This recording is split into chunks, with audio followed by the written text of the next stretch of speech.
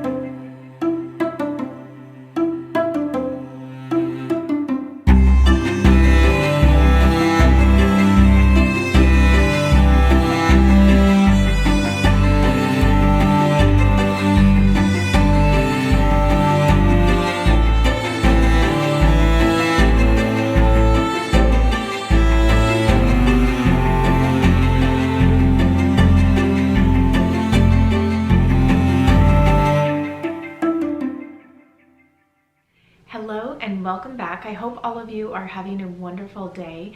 I wanted to showcase how I'm going to be setting my table, so that's what I was sharing with you today. And I hope that it inspires you to just try something a little bit different. For the most part, I like to use the same dishes and everything, and I just have my lace tablecloth. I used to buy all different kinds of tablecloths depending on the time of season, but I just like having just something that works and that I can use all year round, and just changing up the colors here and there or what kind of things I put on the table. So today when I walked into the grocery store to get some coffee filters for my mom, I walked past the pine cones, and around this time of year they have those cinnamon scented pine cones out there, and it just makes me think of this time of year and going into the winter season. So I picked up a bag for myself and then also one for my grandparents and their home, and just, you know, bringing in some different scents I think really makes it feel so warm and cozy without, you know, doing much. And so all of you know that I really like the subtle decor, and that's something that I tried to incorporate into my centerpiece for my table. We're going to be having our friends over tomorrow, so having that figured out today is really going to save me time. And then now the table is set for my family for this evening as well. So my little thing today, please excuse all the screaming, my little thing today was that I took some time to just sit on the back porch with my mom over at my grandparents' house. So after I went to the store, it was just nice to have a cup of coffee with her out there and not really feel too rushed about leaving, because oftentimes I'm kind of in a hurry to get home so that I can get my stuff done, but also just be here while the kids are doing their schoolwork. They have things set up where, I mean, the teachers are there with them, you know, well, just on the computer and whatnot, but they're pretty much self-sufficient. It's just like within times, like right now, they get a little rambunctious, and I probably should be going out there right now. 1 second. Whew, that was nice. I will not be putting that in there. Anyway, so I have a really great topic to discuss today, and it's something that I've wanted to talk about for a while, but one of you had this question, and I am going to be covering it today. It was just the perfect topic to talk about, especially after the one that I spoke about yesterday, which was about love. And it was really interesting to hear all of your guys' takes on saying I love you and how it's been in your family and things along those lines. So I just love these little conversations that we have, because I think we hear so much about tips for doing this and tips for doing that, and you know, the perfect way to do whatever it is. Excuse me again. So where was I? Yes, I just think that it's great to have these kind of conversations that typically you would have more with a friend. And so I hope that all of you feel very welcome here, and just that, you know, we can talk about these kind of things on here. And I feel really great that I can share some of these thoughts with you as well, and just that they're received the way that they have been being received. And you know, none of this is scripted, so we're just going to see where this takes us. So yesterday I got this comment. Now, when referring to saying I love you, Anne said, yes, it is said often, especially between my grandchildren and myself.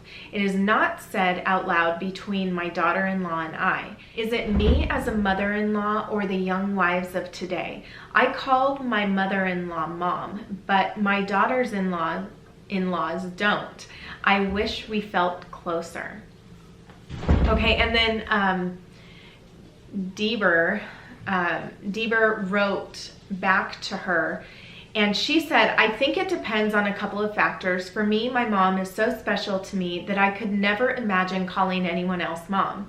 I do like now that I have children, I can call my mother-in-law grandma for their benefit.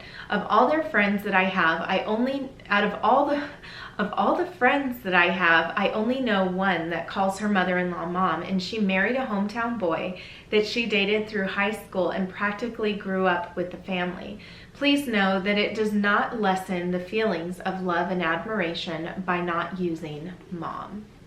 So Anne, that was a wonderful question, and I think that it's something that as mother-in-laws, that is something that maybe you always envisioned, is having this really close relationship with your daughters-in-law.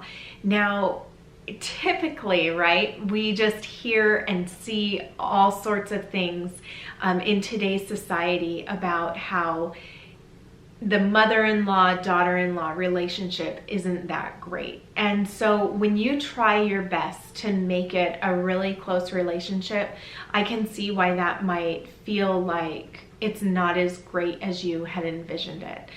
And I think as the other commenter, which Deber, I think is what she has on her name, I feel exactly the way that she does.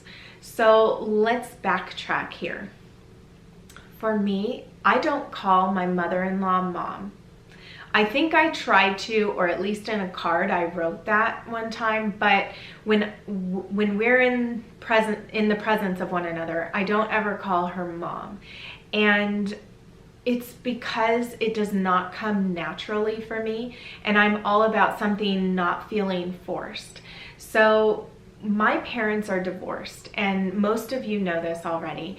My parents got divorced when they separated when I was 5, and then my dad the divorce was finalized when I was 7.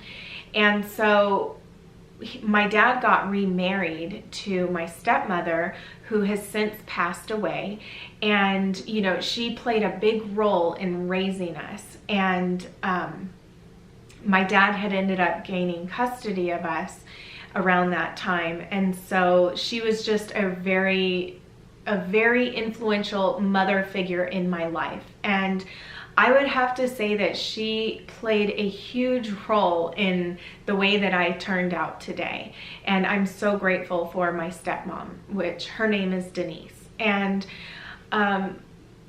you know, it's one of those things where I remember, like, my parents, the divorce was very ugly, and it was such a hard time as children to go through that. And I'm so grateful today that they're on good terms now, and you know, we can all celebrate different holidays together and whatnot, but it wasn't always like that. And I've even had the request before to talk about such things, and you know, how can things be so pleasant and whatnot. And maybe that's a discussion for another time. I don't know. I'd have to talk to my parents about that to see what kind of things they're comfortable with. But getting back to calling someone else mom other than your own mother, right? I think as kids at the time, you know, after my parents had gone through this really long drawn out divorce, and then my stepmom was in our lives, and she was even in our lives way before, you know, because she was a friend of the family and whatnot.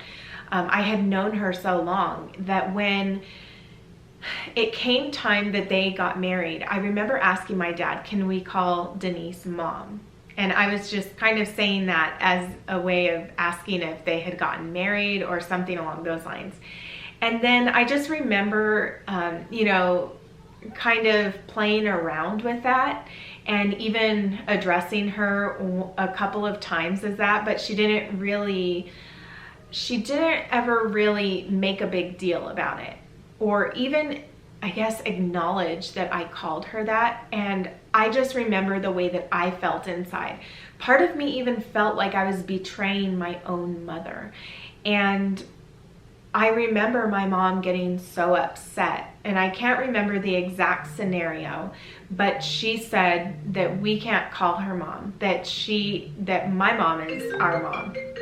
Now my battery is dying. The phone is ringing, my battery is dying, so we're gonna have to pick up. Okay, so we're picking up where my mom was not happy if we called my stepmother mom, because she was our mom, right? And that to me is understandable, especially when, I mean, there are hurt feelings and it can just be so difficult, especially when you're talking about divorce. You can see why God hates divorce, right? I mean, just all of the ugliness involved there. But that really set something in me, I think, in that time. So I had already been feeling those feelings of not wanting to do something that felt unnatural. And I know how I felt when I said those words to my stepmom. And so then hearing that from my mom really solidified me not calling anybody else mom, because my mom was my mom. So just like how that comment read about, you know, don't look at it as being a negative thing, to her especially, that her mom in her mind was her mom and she wouldn't call anybody else that. That is the way that I felt as well. So, you know, fast forward to getting married, and I remember too, even before that, I remember it got to the point of calling my stepmom mama too, because she would write that in the cards.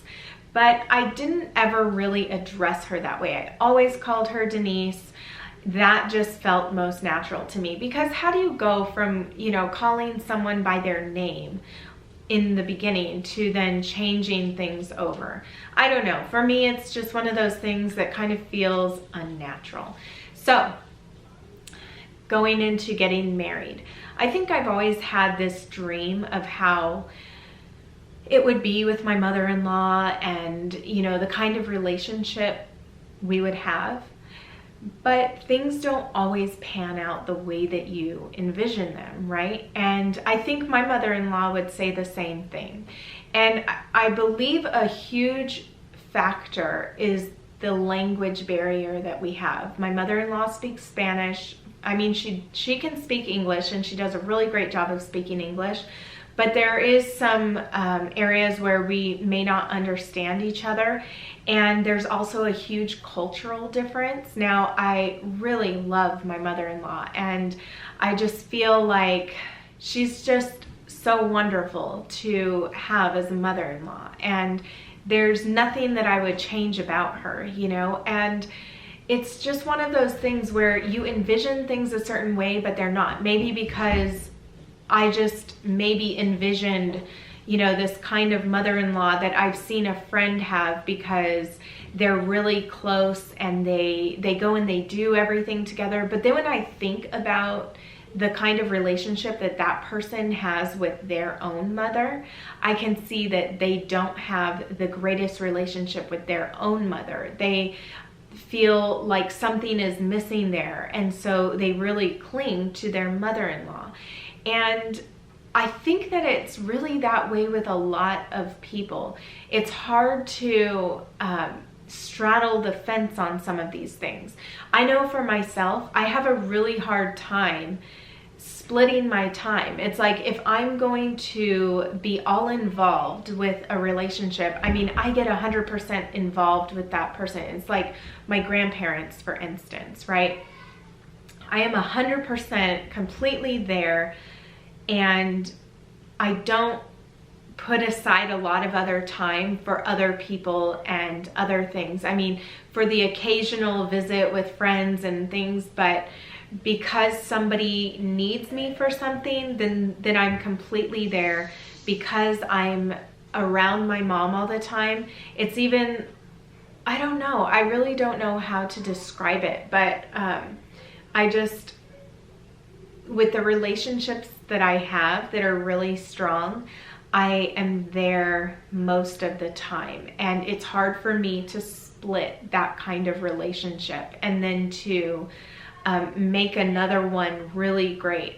And that's just the way that I focus on things. I know we're getting off track here, but anyway, let's get back to calling our our mother-in-laws and what we call them. So for me, back to how we always envision things, right? Oftentimes they don't pan out the way that we envision them, and that's okay.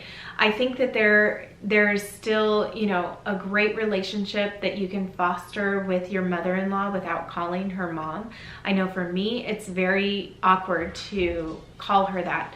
I really don't address her by name, I find, because even calling her Maria is weird to me. I've sometimes thought about calling her Mama Maria, but there's this restaurant around here called that, and I don't know if she would appreciate it. I'm sure I could ask her. I've thought of calling her Ama because that's what Jorge grew up calling her, but it's just more along the lines of I refer to her as Abuela now that I have kids, and ever since we had Ivan, that's what I've been, you know, referring to her as. And so it's either I'm calling her Abuela for the kids, or I'm saying your mom to Jorge, because we have to distinguish who we're talking about. We're talking about my mom or his mom, and he refers to my mom, he calls her Melody, and or he'll say my mom.